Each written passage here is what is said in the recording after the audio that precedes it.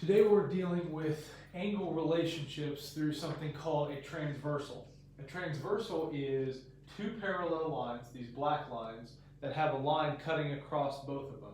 This pink line here represents the transversal. Over here you have the two parallel black lines going vertical this time, and an orange one, the transversal, going horizontal. When you have a situation like that, there is certain relationships between each of these numbers and the angle measurements in here. So I've put these in different colors to let you know and show you the difference between an alternate interior, an alternate exterior. Alternate interior are all the same. They're congruent. If they're alternate interior angles, they are exactly the same. If they're alternate exterior, they are all the same. Now you can think of the interior as if the inside of these two parallel lines. If I made this into a box, all the green numbers are inside the box, so they are interior, inside. The ones outside the box are exterior. Same thing over here. If I made the box like this, the pink ones are inside the box, the green ones are outside the box, so they're exterior. So that is interior and exterior lines. Now, when they're talking about alternate exterior or alternate interior, that means they are on opposite sides of the transversal. So all the green ones are interior angles, 3 and 6 are alternate interior because they're on opposite sides. They're kind of diagonal from each other on opposite sides of the transversal. So 5 and 4 are alternate interior.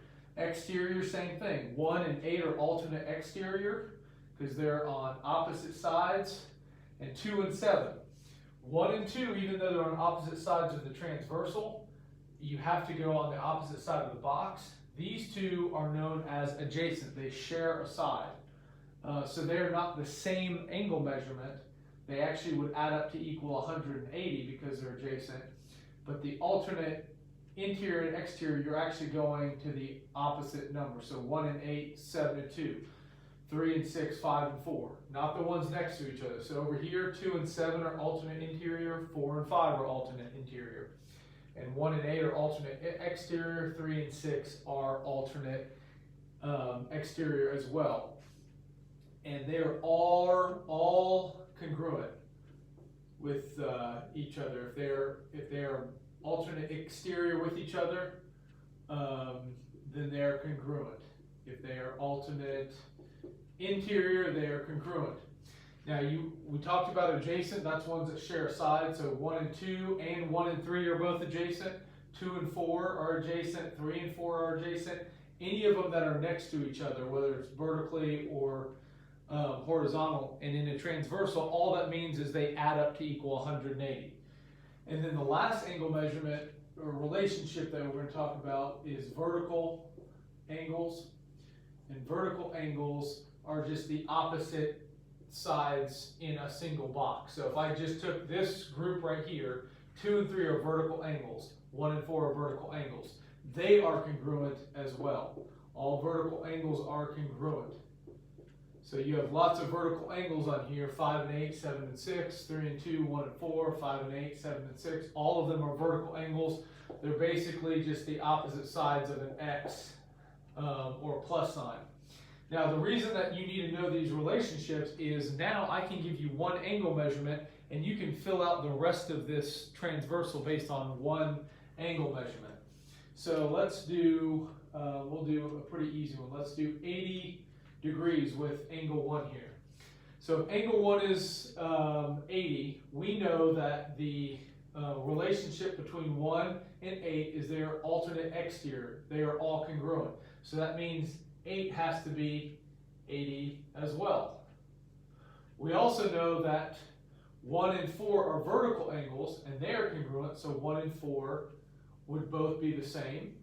4 and 5 are alternate interior, they're all the same.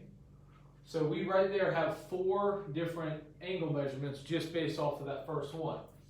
Now, we talked about the adjacent angles being supplementary which means they add up to equal 180. That means we can take angle 1, which is 80, and subtract it from 180, and we can find out the other angle measurement. So if 1 is 80 and these two are supplementary or adjacent, they end up subtracting and getting 100 for angle 2. Same thing for angle 3, they're adjacent, so we could do that, or they're vertical. And so it gives us a lot of different options to find it out. If 2 is 100, that means 7 has to be because they're alternate exterior. That means 6 has to be because 3 and 6. And so when you're finding the angles for a transversal, you're only going to end up with 2 angle measurements through the whole thing. Over here, if we made 150, we could make 51, 4 would be 1 because they're vertical angles, 8 would be 50 because they're alternate exterior, 4 and 5 would be alternate interior, so that's 50. And then to find 3 or 2, I just subtract it from 180, which would be 130. That makes this one 130. 3 and 6 are alternate exterior, 130. 2 and 7, alternate interior. And you have all of the transversals figured out based on 1 angle measurement. So that's how you figure out with transversals, is adjacent are 180, vertical angles are congruent, alternate exterior, interior, all of those things. So taking the one, you can